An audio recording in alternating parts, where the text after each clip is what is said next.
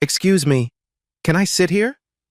A little white girl, 8 years old, soaking wet, right leg, a silver prosthetic. The wealthy woman in Gucci sneered, "Sit with us? This isn't a homeless shelter. You're dripping on my bag. Get lost, cripple." Second table, a businessman. "Where are your parents? They probably dumped you because you're broken." He laughed at her leg. Third table, college girls pulled out phones recording. "Look at this poor, broken thing, so pathetic!" Laughter everywhere. Rich white customers filled every seat. No one helped. Then she saw him. A black man, sitting alone at a small table in the back corner, the only spot no white customer wanted. Her last hope. "Excuse me, sir. Can I sit here?" What this black single dad said next would make everyone cry. And those who laughed, minutes away from the most humiliating moment of their lives. But to understand why this black man's answer was so powerful, you need to know who he was and what he carried with him every single day. 5:30 a.m. That same morning, Harold Griffin woke up before sunrise, like he did every day for the past 3 years. He lay still for exactly 3 seconds, just staring at the photo on his nightstand. Monique, his wife. In the picture, she was laughing, holding their son Jalen when he was 5. Sunlight glowing through her hair like a halo. "Good morning, baby," Harold whispered. "Today's a new day. I'll keep trying." 3 years. 3 years since cancer took Monique away. 3 years of learning how to breathe when his chest ached. 3 years of learning how to smile when he wanted to cry. But Harold didn't have time to drown in grief. He had Jalen. Harold pushed open his son's bedroom door. Jalen Griffin, 10 years old, fast asleep, arms wrapped around an old cookbook, Junior Chef Academy, recipes for young dreams. The spine was cracked from being read too many times.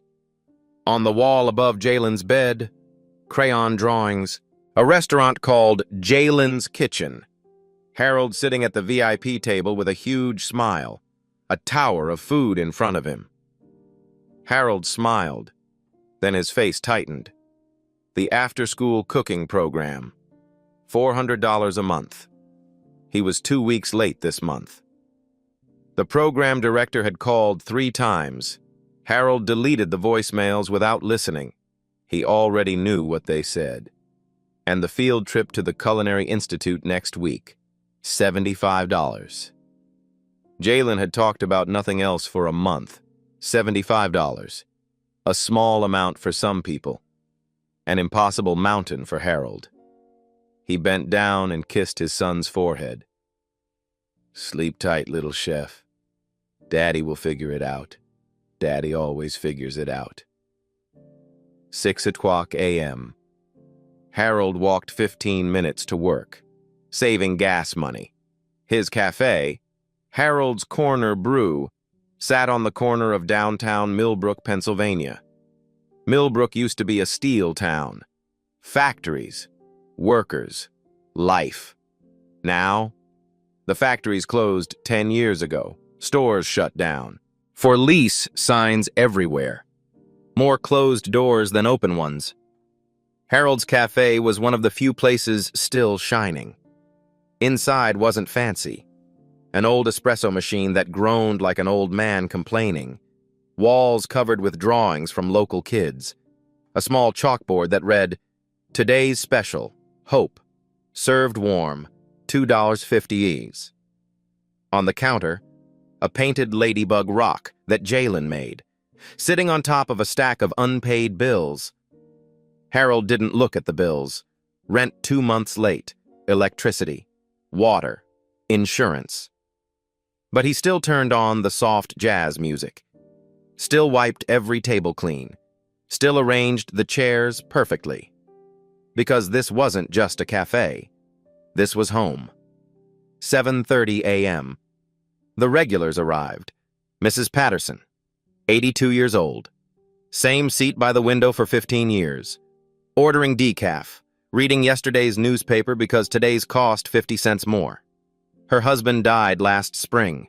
54 years together. Now she came to the cafe every morning because her house was too quiet. Harold never charged her for coffee. She didn't know.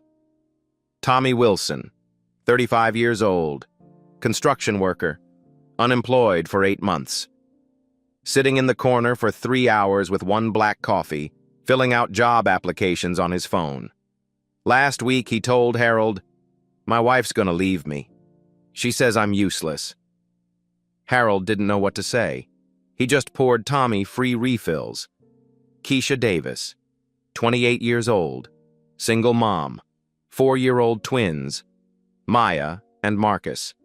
Ordering one muffin, splitting it between her 2 kids. She just lost her food stamps because of paperwork errors.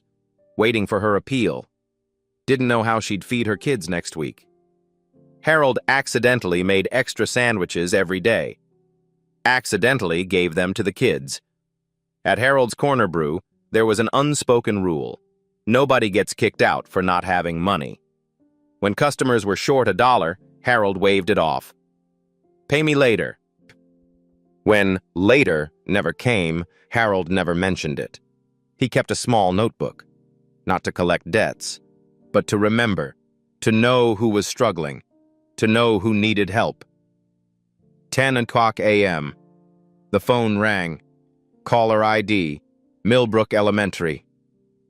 Harold took a deep breath. "Mr. Griffin? This is Ms. Rodriguez, Jalen's teacher." "Yes, Ms. Rodriguez." "The field trip to the Culinary Institute next week. Jalen is the only student who hasn't submitted permission slip and deposit, $75.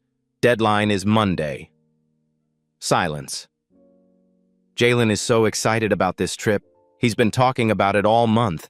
I'd hate for him to stay behind while his classmates go." "I understand, Ms. Rodriguez. I'll figure it out." "Thank you, Mr. Griffin. Jalen is a wonderful student. He deserves to go." Harold hung up, stared at the painted ladybug rock on the counter. $75. He didn't have it, but he would figure it out. He always did. 11:00 a.m. Mrs. Patterson shuffled to the counter, voice low, secretive. "Harold, someone was asking about you yesterday." "Who, Mrs. Patterson?" "A woman. Older, but very elegant. Silver hair, expensive clothes, not from around here. Big city stuff." "What did she ask?" "How long you've had this cafe, how your son is doing, how your wife passed." Mrs. Patterson frowned. "She knew a lot about you, Harold. More than a stranger should."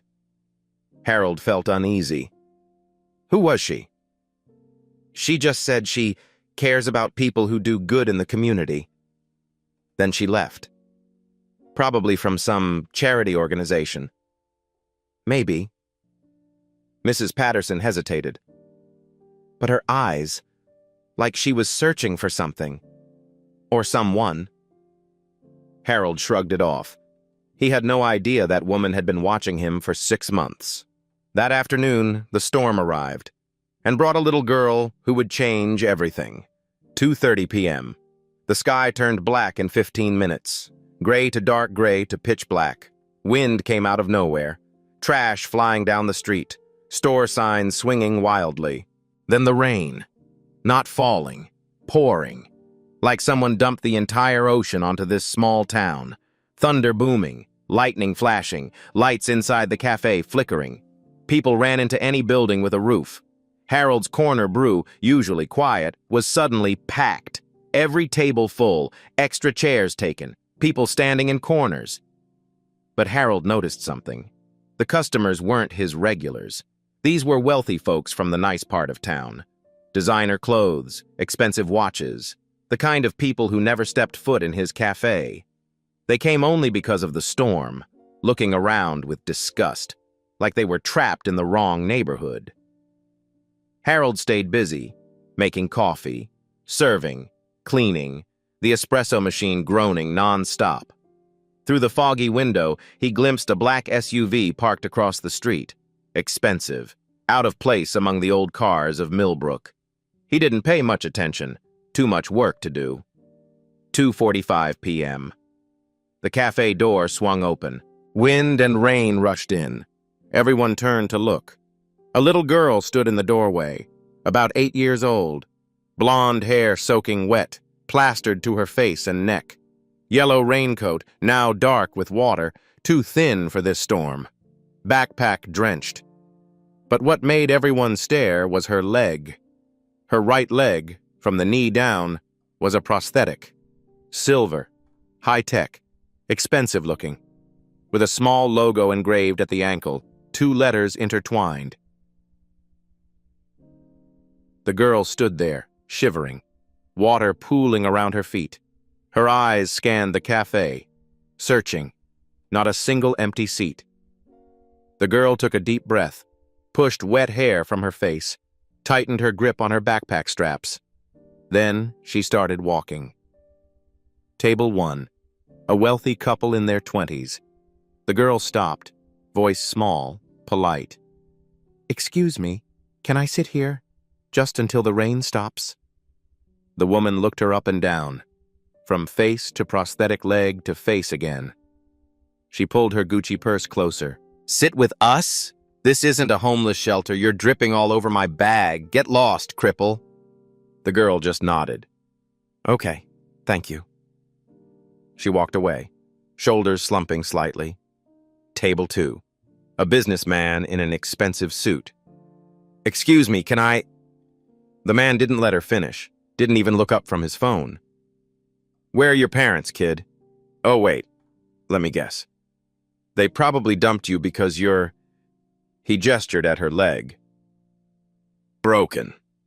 He laughed, loud, cruel. The girl stood frozen for a moment, then turned away, shoulders slumping more. Table 3. College students, 4 of them. One girl taking selfies. "Excuse me, can I please—" The selfie girl cut her off, didn't even glance up. Full, no room. There was an empty chair right next to her, backpack sitting on it, could easily be moved. The girl saw it. The college girl knew she saw it, but she didn't move. Another student pulled out his phone, pointed it at the little girl. "Look at this poor broken thing, so pathetic." Laughter. More phones came out, recording. The whole cafe watched. No one stood up. No one said a word. Some customers moved their bags closer, like they were afraid she might steal something. 3 rejections. The girl stood in the middle of the cafe, looking around.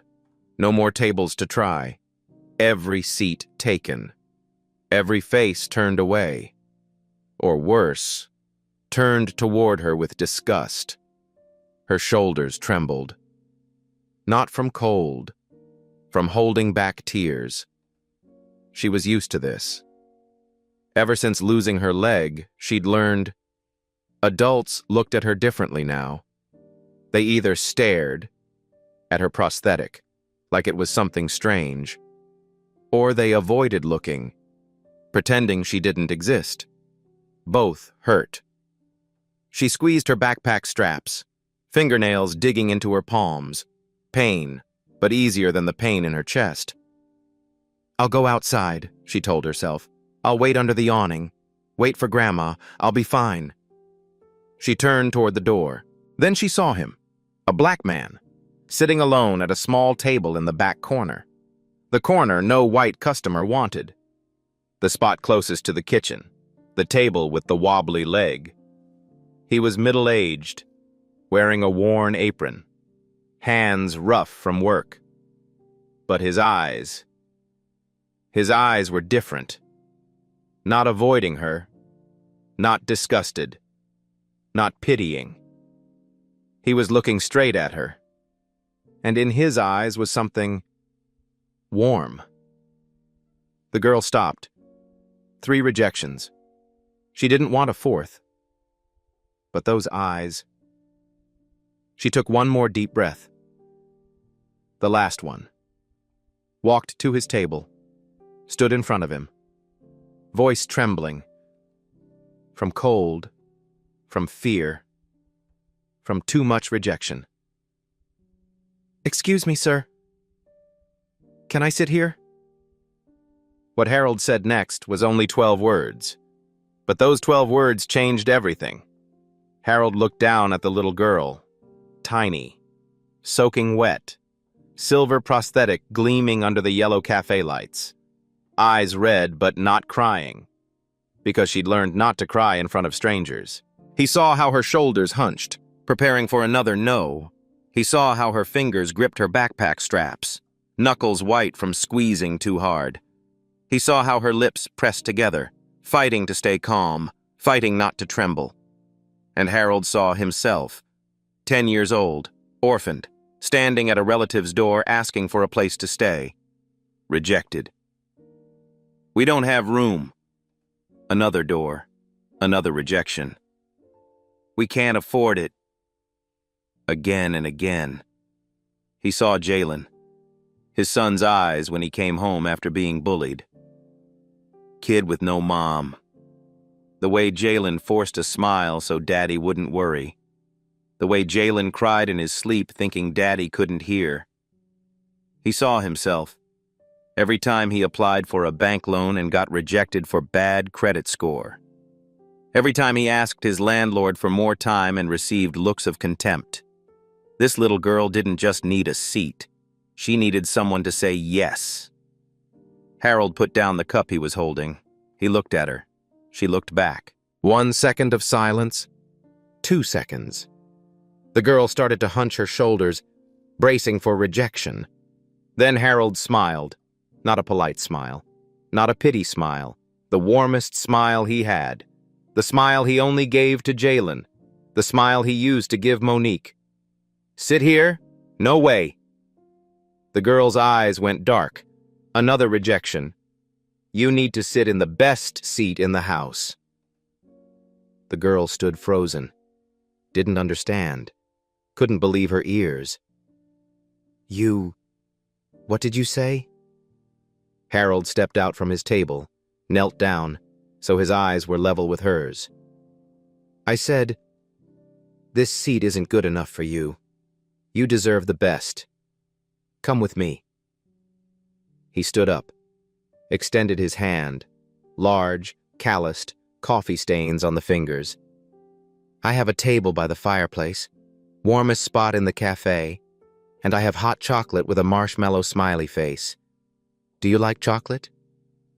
The girl looked at Harold's hand, looked up at his face, looked back at his hand. Her lips trembled.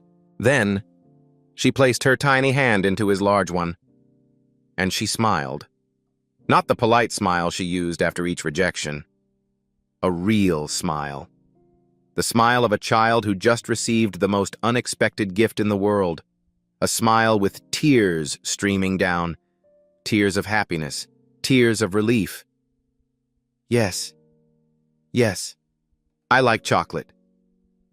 Everything froze. The whole cafe went silent. Every conversation stopped. Every eye turned toward Harold and the little girl, 2 hands holding each other, one large and one small, one black and one white.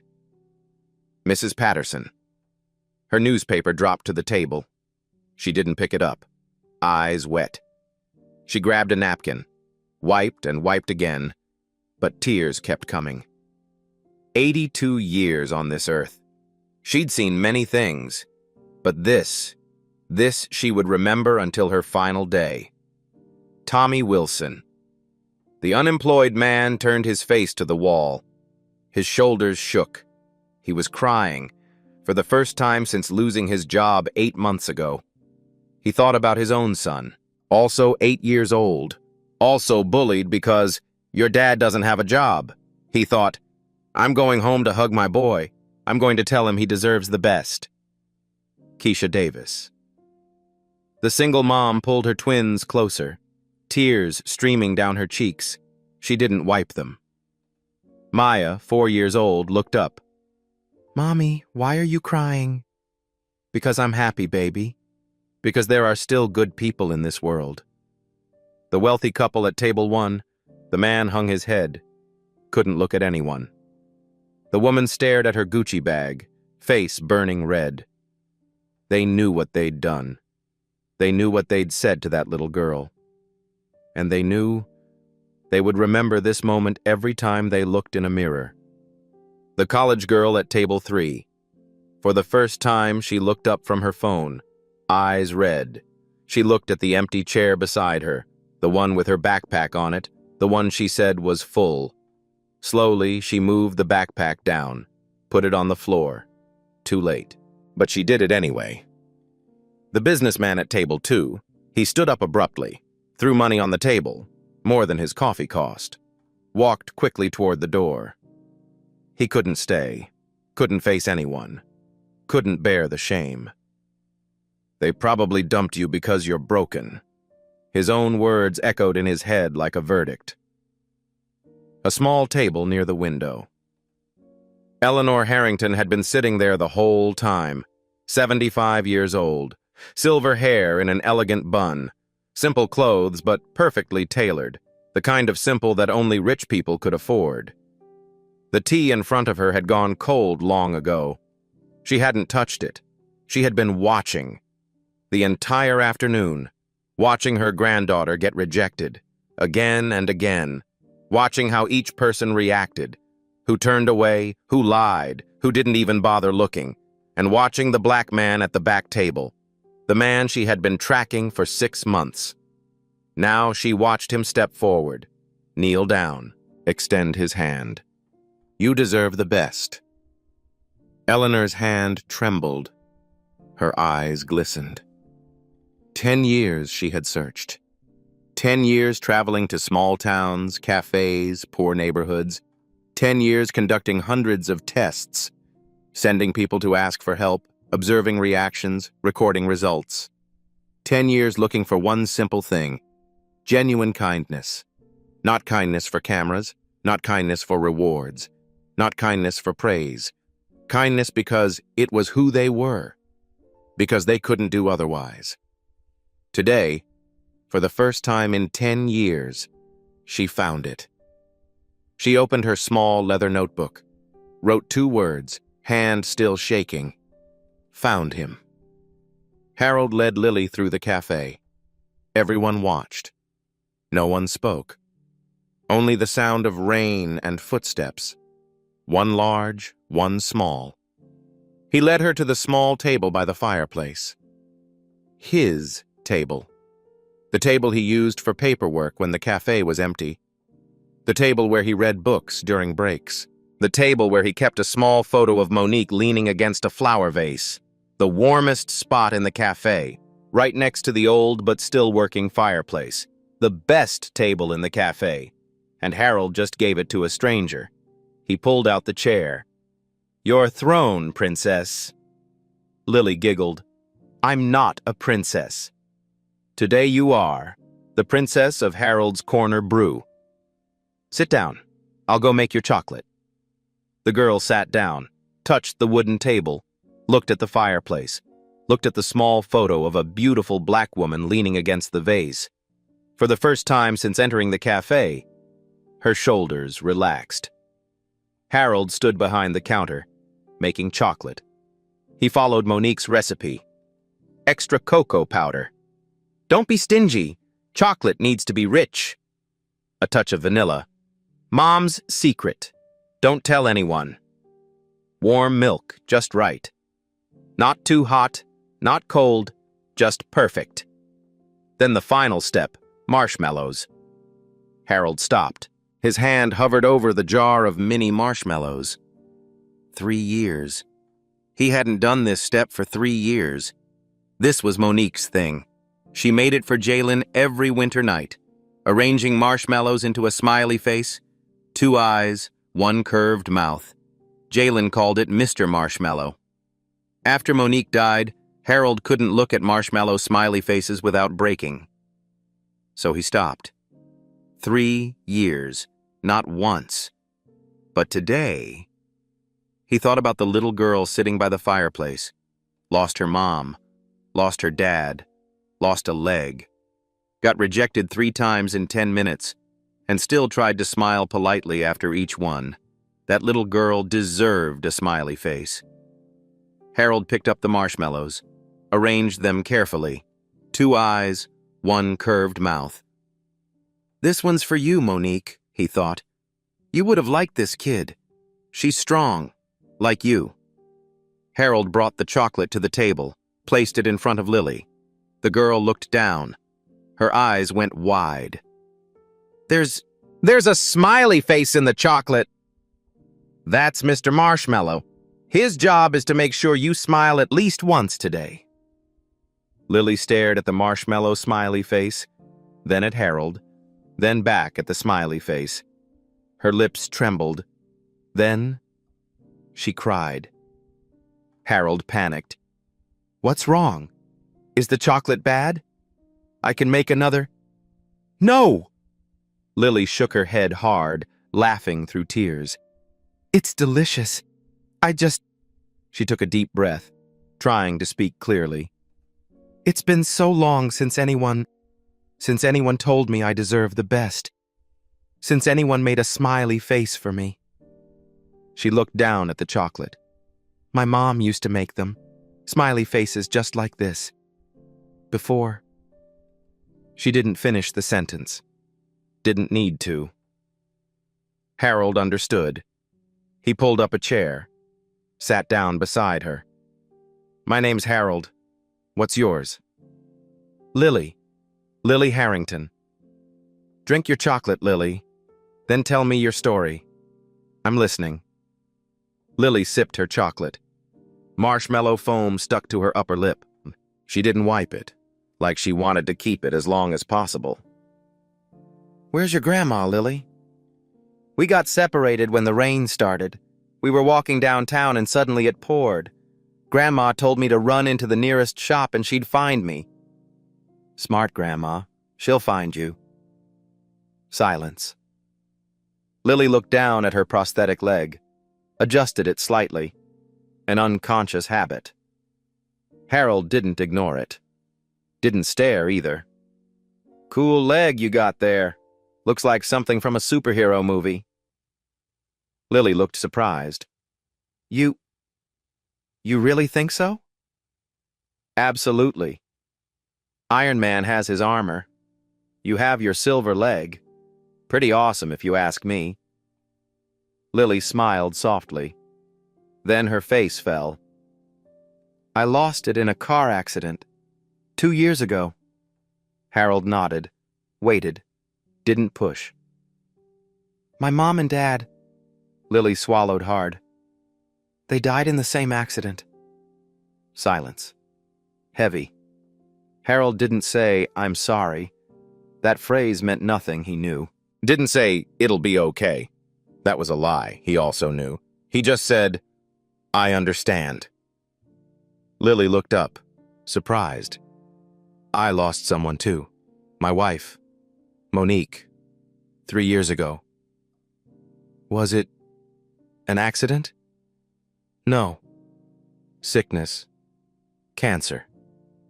Harold paused. "But the pain is the same. Losing someone you love, no matter how, hurts the same." Lily nodded slowly, eyes brightening. For the first time, someone understood, not pitied. Understood. "Do you still miss her?" "Every day. Every morning I wake up, I look at her photo and say, 'Good morning.' Every night before bed I say, 'Good night.'" "Does it hurt less now?" Harold thought for a moment, a question he'd asked himself 1,000 times. "The hurt doesn't go away, but it changes. You know how trees grow around fences?" Lily shook her head. "Sometimes a tree grows right next to a fence.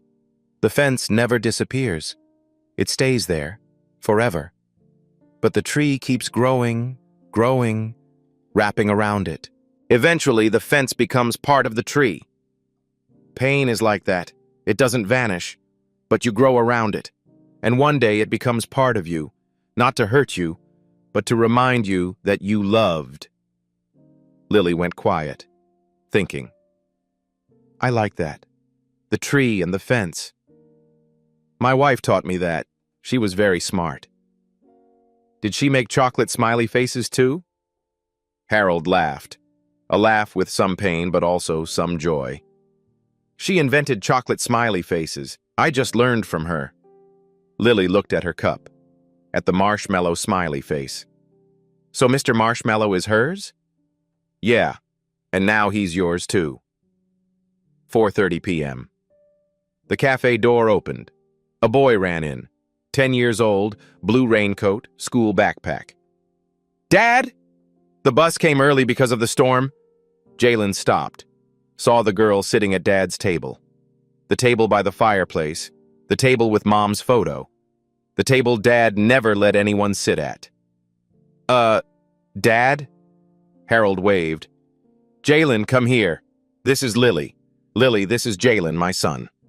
Jalen walked closer, looked at Lily, looked at the chocolate with the smiley face, the smiley face. Dad hadn't made since Mom died. Then he looked at Lily's prosthetic leg. Does that leg have Bluetooth? Lily blinked. What? Bluetooth. Like, can you connect your phone and play music? If I had one of those, I'd install speakers. Music everywhere I go. Lily laughed, nearly choking on her chocolate. No, it's a leg, not a phone. That's such a waste, Jalen said seriously. I'll design a speaker leg for you. I love designing stuff. Hold on, let me get paper. He ran off to find paper. Lily watched him, eyes bright. Mr. Harold, your brother is so funny. Not my brother, my son. Son? Lily's eyes widened. But he's 10, but thinks he's 30. Jalen came back with paper and pencils, sat down next to Lily. Okay, what music do you want your leg to play? Pop, hip-hop, classical? Classical? You listen to classical? No, but having options makes it cooler. The two kids started designing a robot speaker leg. Laughter filled the cafe. Harold sat there, watching. His son, for the first time since Monique died, talking to someone his age without fear of being mocked. And Lily, the orphan girl with one leg, for the first time had a friend who didn't look at her like a poor broken thing. This is what Monique always wanted, Harold thought. A place where everyone is welcome, where nobody gets left behind. In the corner, Eleanor stood up. She had seen enough. She pulled out her phone, texted someone. Confirmed. He's the one we've been looking for. Prepare phase 2. When Lily's grandmother appeared, she brought one final test, and Harold passed it without even knowing. 5:00 p.m. The rain had stopped. Evening sun broke through the clouds, streaming through the cafe windows. Eleanor rose from the corner table, walked toward the fireplace. Lily? The girl turned around, face lighting up. Grandma! Lily jumped off her chair and ran to Eleanor. Eleanor hugged her tight, but her eyes looked over Lily's shoulder, fixed on Harold. Are you okay, sweetheart? Grandma was so worried. I'm fine, Grandma. Mr. Harold took care of me. He gave me the best seat in the cafe, and chocolate with a smiley face. And this is Jalen. He's designing a speaker leg for me. Eleanor smiled gently at her granddaughter. Then she walked toward Harold.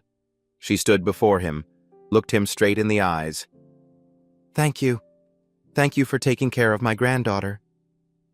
Harold stood up awkwardly. It was nothing, ma'am. Lily's a good kid. She was very sweet. Eleanor opened her purse.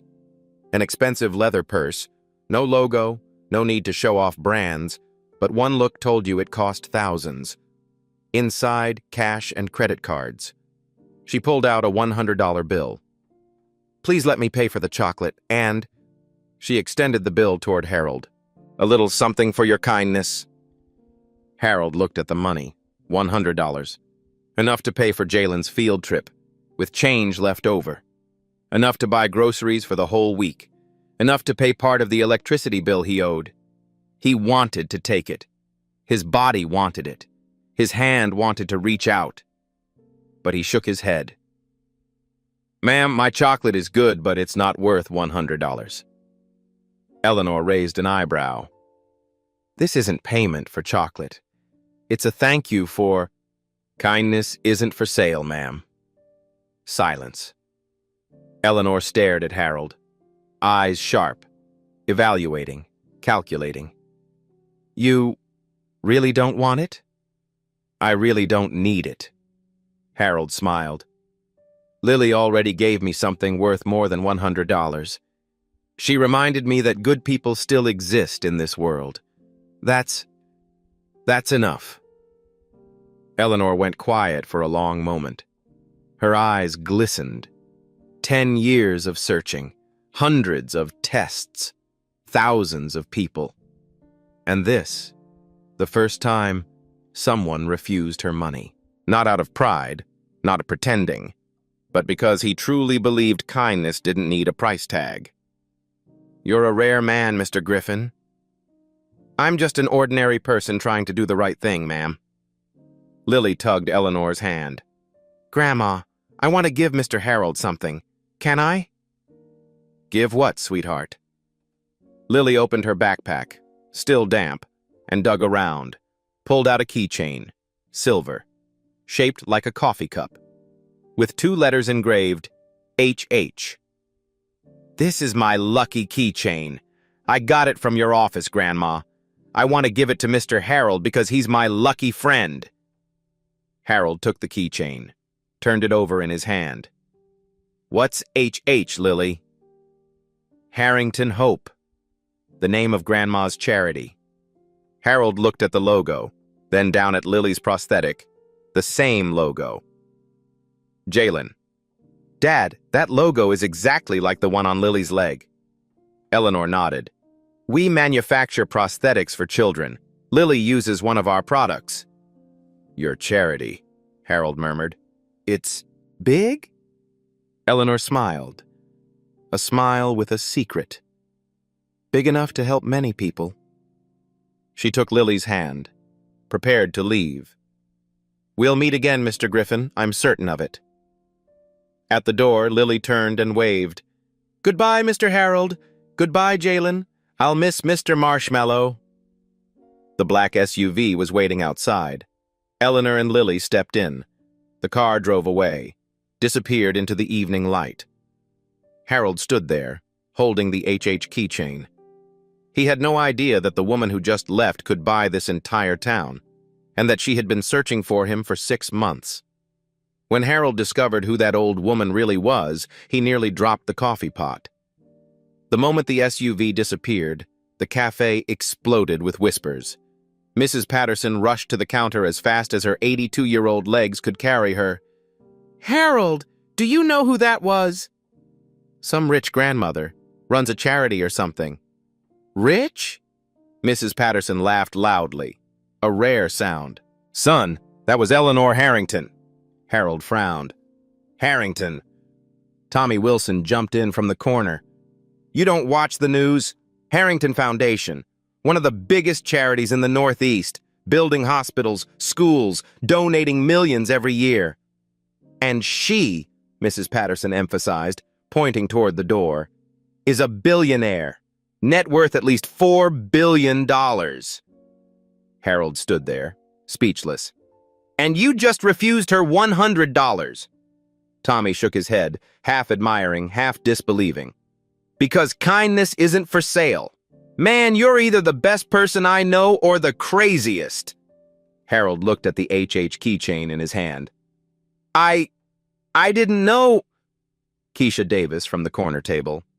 "Harold, you just refused money from a billionaire, gave her granddaughter the best seat, made chocolate smiley faces." She shook her head. "You're the best person I've ever met. Or the most insane. Maybe both." 11:00 p.m. That night, Jalen was asleep. Harold sat in the kitchen, staring at the pile of bills. $75 for the field trip. Still nothing. Rent, electricity, water. He sighed. His phone buzzed. Text message from an unknown number. Mr. Griffin, thank you for this afternoon. You gave my granddaughter something money can't buy. The feeling of being welcomed and worthy. I'd like to meet you to discuss an opportunity. Tomorrow morning, 9 a.m. at your cafe. If you agree, please reply yes. Eleanor Harrington. Harold read it again and again. A billionaire. Wanted to meet him. Opportunity. He looked at the bills, looked back at the message. He typed, yes. Then he sat there, staring at the phone screen. He couldn't sleep that night. But for the first time in a long while, it was because of hope, not worry. He had no idea that tomorrow's meeting wouldn't just change his life. It would reveal a secret about his late wife that he never knew. Eleanor Harrington didn't come just to say thank you. She came with an offer, and a truth that would make Harold cry. 9 o'clock a.m., Sunday morning. The cafe was quiet, like every Sunday. Harold stood behind the counter, wiping the same cup over and over, nervous. At exactly 9 o'clock, the black SUV parked out front. Eleanor walked in. No Lily this time, just her and a young man in a suit carrying a leather briefcase. Good morning, Mr. Griffin. Thank you for agreeing to meet. Mrs. Harrington, I still don't understand why you want to meet with me. Eleanor sat down at the table by the fireplace, where Lily sat yesterday. Because you are the person I've been searching for the past 10 years. Eleanor began her story. 10 years ago, I lost my husband. He built Harrington Industries from nothing. When he died, I had everything. Money, power, reputation. But I had no purpose. I started Harrington Foundation, funding hospitals, schools, prosthetic programs. But all of it was from far away. I signed checks, employees did the rest. I never touched the lives of the people we helped. Then 2 years ago, my son and daughter-in-law died in a car accident. Lily lost her parents, lost a leg. She was only 6. Eleanor paused, eyes distant. After the accident, I took Lily to therapy. Doctors said she had PTSD. She didn't trust anyone, wouldn't talk to anyone. She thought she'd been abandoned because her parents left her. My money couldn't help. The best doctors couldn't help. What she needed was people, real people, genuine care, true kindness. So I started searching. I traveled to small towns everywhere, looking for people who did good without cameras, without rewards, people who were kind because it was their nature. 6 months ago, I heard about you. A cafe owner in Millbrook, never charged poor customers, volunteered to coach kids basketball, raised his son alone after his wife died. I watched you, researched you, waited for the right moment. Yesterday, when Lily walked into your cafe, that was the test. Harold's eyes widened. Test? I deliberately let Lily go in alone to see what you and others would do when a disabled child, soaking wet, needed help. I saw others reject her. I saw you step forward. I heard you say, you deserve the best seat. In 10 years of searching, you were the first person to say that. Eleanor signaled to the man in the suit. He opened the briefcase, pulled out documents. Harrington Foundation wants to build a community center in Millbrook. She opened the documents, architectural blueprints, financial plans, program lists. A free prosthetic clinic for children, small business support programs, skills training classes, a community cafe. Total investment, $15 million. We need a local person to run it, someone who understands the community, someone the community trusts. I want that person to be you, Mr. Griffin. Harold couldn't speak. Salary, $85,000 per year, full insurance, housing assistance, and... Eleanor smiled. A free cooking program for kids. Jalen can be the first teaching assistant. Full scholarship for him through college. Harold still couldn't process it all. I don't understand.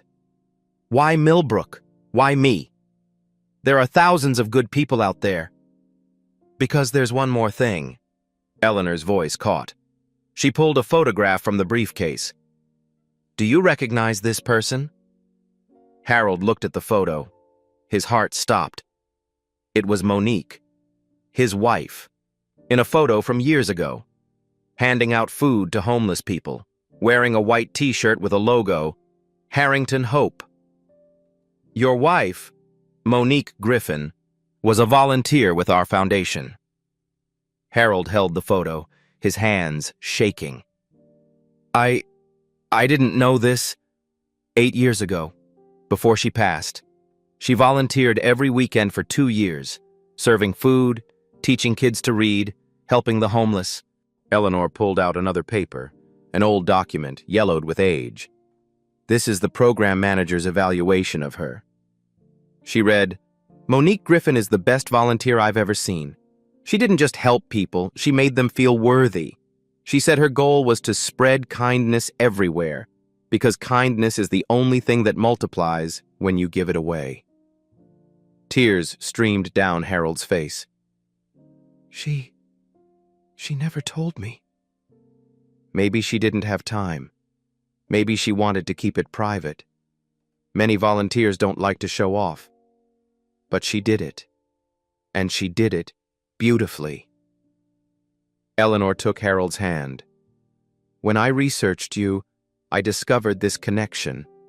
Your wife once worked for me, and now you're continuing exactly what she started. This isn't coincidence, Mr. Griffin. This is a sign.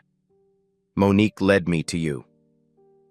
This community center, Eleanor said, voice thick with emotion. I want to name it the Monique Griffin Community Center. Harold cried, not sad crying, not grieving, crying from too many emotions at once. Surprise, touched, proud, missing her, grateful, and above all, the feeling that Monique was still here, still helping people, still guiding him. To honor her, Eleanor continued, and to continue the legacy she started. She wanted to spread kindness everywhere. This center will do that. Forever. Harold looked at Monique's photo. You see, baby, he whispered, as if she were sitting beside him. You're still helping people. You're still here. You're still showing me the way. In that small cafe, Harold Griffin realized something. He was never alone. Monique was still with him. Through the good she left behind, through the lives she touched, through the legacy she built that he never knew about. Sunday afternoon, living room. Harold sat with Jalen on their old sofa. Son, I need to talk to you about something important. Jalen looked worried.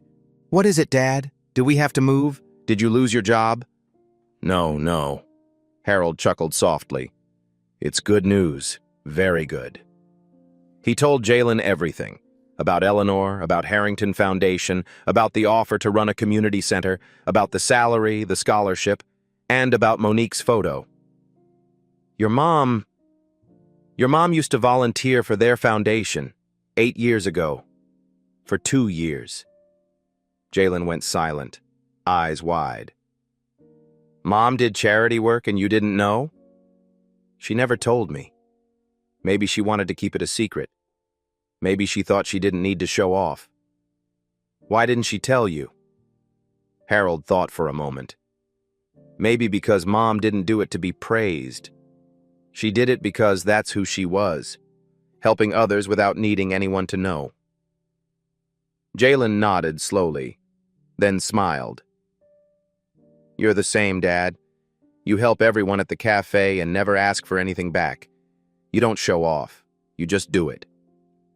You think so? I know so. Jalen looked at his father. You're just like Mom. A lot like her. Silence. So, do you think I should say yes? Jalen didn't hesitate. Mom would want you to say yes, because she started it and you'll continue. It's like a relay race. Mom ran first, you run next. Harold hugged his son, tight. When did you get so smart? I learned from you, Dad. Monday morning. Harold called Eleanor. Mrs. Harrington, I've decided. And? I accept. Silence on the phone. Then Eleanor's voice, trembling slightly. Thank you, Harold. You won't regret this. I'm not doing it for money, ma'am. I'm doing it because it's what Monique would want. She started it. I'll continue. 2 weeks later, community meeting. Town Hall of Millbrook. Thursday evening, 200 people showed up. Nearly the whole town. Standing room only. Eleanor stood on stage presenting the plan. A community center, free prosthetic clinic, small business support program, skills classes for kids and adults, a community cafe. Total investment $15 million, completely free for Millbrook residents. Whispers, gasps. And the person who will run it all, Eleanor said, is the man who gave my granddaughter a seat when the whole world turned away. The man who taught me that kindness still exists, Harold Griffin. Harold walked onto the stage, legs slightly shaky, 200 pairs of eyes on him. I'm not good at speeches. Light laughter in the hall. But I know one thing. He looked down, Jalen in the front row, next to Lily and Eleanor. Everyone here, all of you, deserves to be cared for. I know this town is struggling. The factory closed. Jobs disappeared. Many people want to leave, I understand. I've thought about it too. But Millbrook isn't dead. Millbrook is alive. In people like Mrs. Patterson, like Tommy, like Keisha. In people who still come to my cafe every morning, even when they can't afford coffee. In people who still greet their neighbors, still help each other.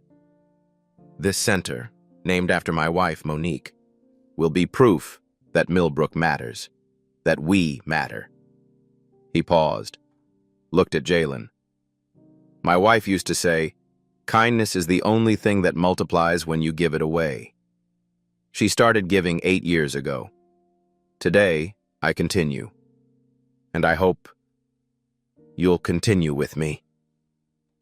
Mrs. Patterson stood up first, clapping, then Tommy Wilson, then Keisha Davis, then the whole room. Standing ovation, 200 people on their feet, many crying. Jalen and Lily in the front row holding a handmade sign, Harold plus Monique equals heroes, after the meeting. People crowded around Harold, shaking hands, congratulating. Lily pulled his sleeve. Mr. Harold, will you make chocolate smiley faces for everyone at the new center? Harold laughed. Of course, but I'll need helpers. Me? Lily raised her hand. And Jalen! Jalen appeared beside her. Obviously, Team Marshmallow. The two kids high-fived. Eleanor stood near Harold, watching. Lily hasn't had a real friend since the accident. Until Jalen. Jalen either. Since losing Monique, he hasn't opened up to anyone. Maybe they need each other. Maybe all of us need each other. Eleanor nodded. That's exactly what Monique would say. 1 year later, Millbrook was unrecognizable. And it all started with, can I sit here? Construction. Months 1 to 6. Time-lapse. Empty lot in downtown Millbrook transforming. January. Groundbreaking. Tommy Wilson stood there in new work clothes, hired as construction site manager. His first job in 2 years. March. Steel frames rising. Local workers, many formerly unemployed, on site every day. May. Walls completed. A large banner hung on the fence. The Monique Griffin Community Center, where kindness builds community. Below the banner, smaller text in Jalen's handwriting, started with the best seat in the house. Opening day, December, grand opening, light snow falling, ribbon cutting. Eleanor and Harold holding scissors, Lily and Jalen standing between them. Ribbon cut, thunderous applause. The prosthetic clinic. 35 children received free prosthetics in the first month. Lily cut the clinic's ribbon. Beside her, a 6-year-old boy receiving his first prosthetic arm. The boy hugged Lily. "Now I'm like you, big sister." Small business program. 12 people received funding and business coaching. Keisha Davis, the single mom who used to split muffins, now owned Split the Love Catering. Mrs. Patterson's niece opened Patterson's Sweet Corner Bakery, Jalen's Kitchen. Cooking class. 30 kids learning to cook every week. Jalen Griffin, 11, as teaching assistant, showing the kids how to make chocolate smiley faces. Every class ended with a question. What kind thing will you do for someone today? Media attention. The story spread. Local newspaper. Millbrook Revival, how one act of kindness changed everything. Regional TV, 10-minute feature on Harold and the Center. Social media. Video of Harold and Lily went viral. 50 million views. Comments flooded in. "I'm crying so hard." "The world needs more Harolds." "You deserve the best seat." "I'm telling my kids this every day." CNN. Heroes, Harold nominated for Hero of the Year. The award ceremony. Big stage. New York City. Harold in a suit. First time in his life. MC. Mr. Griffin, your story has touched millions. What advice do you have for our audience? Harold, still uncomfortable before cameras, thought for a moment. Don't underestimate the power of simple words. A little girl asked me, "Can I sit here?" I just answered, "You deserve the best seat." 12 words, 5 seconds. But those 12 words changed her, changed me, changed an entire town. You don't need to be a billionaire to change the world. You just need to see people and let them know they matter. Today, find someone the world has turned away from and give them the best seat you have. The audience rose to their feet, clapping. In the front row, Eleanor, Lily, Jalen, holding a sign, Harold #1.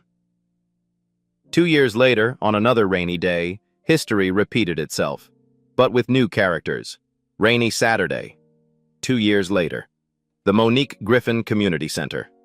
Saturday afternoon. Rain pouring. Just like that day. The ground floor cafe was packed. Jalen Griffin, 12 years old, stood behind the counter, apron on, chocolate stains, confident smile. The door opened. Wind and rain rushed in. A little boy walked in, about 8 years old, black, thin clothes, soaking wet. His right arm was missing below the elbow. The boy stood at the door, shivering, eyes frightened. Looking around, every seat taken. Jalen saw him, started to step forward, but someone was faster. Lily Harrington, 10 years old now, silver prosthetic leg gleaming. She walked straight to the boy. "Hey, little guy, are you okay?" The boy looked up. I lost my mom." "It's okay. You're safe here." Lily smiled. "Want some hot chocolate? It has a smiley face." The boy looked at Lily, looked at her prosthetic leg. You're also different like you?" Lily laughed. "Yeah, everyone here is a little different. That's what makes it awesome." She extended her hand. "Come with me. I've got the best seat for you." The boy put his tiny hand into Lily's, and he smiled. For the first time that day, Harold stood in his office doorway, watching Lily lead the boy to the table by the fireplace. Eleanor walked up beside him. "She's doing exactly what you did. She's doing what her mom would have done, what Monique did. Eleanor nodded. 3 generations. Monique, then you, then Lily and Jalen. Not 3 generations, Harold smiled. Infinite generations, because everyone they help will help someone else. On and on. Jalen brought chocolate to the boy, with a marshmallow smiley face. The boy looked down, eyes lighting up, smiling. Harold looked at Monique's photo on the wall, beside the words, "Kindness is the only thing that multiplies when you give it away." Monique Griffin. "You see, baby," he whispered. "We're still going. Every chocolate, every best seat, every day." A new photo hung on the cafe wall. Lily, Jalen, and the new little boy, all holding chocolate cups, all smiling, all with marshmallow mustaches. Below the photo, Jalen's handwriting. "Mom, I'm continuing what you started. Every smiley face, every best seat. I love you." Harold Griffin had no money, no power, nothing special, by the world's standards. But when a little girl, soaking wet, asked, "Can I sit here?" he didn't say no like everyone else. He said, "You deserve the best seat." 12 words, 5 seconds, and the whole world cried. Today, someone out there is waiting for you. They don't need you to be a billionaire. They don't need you to be perfect. They just need you to see them and tell them they matter. It could be a bullied child, a lonely elderly person, a struggling coworker, a stranger on the street. Find them. Say, "You deserve the best." Now I ask you, who will you give your best seat to today? Tell me in the comments. Like if this story touched your heart. Share with someone who needs to hear this. And subscribe. Because the world needs more Harolds. The world needs more you.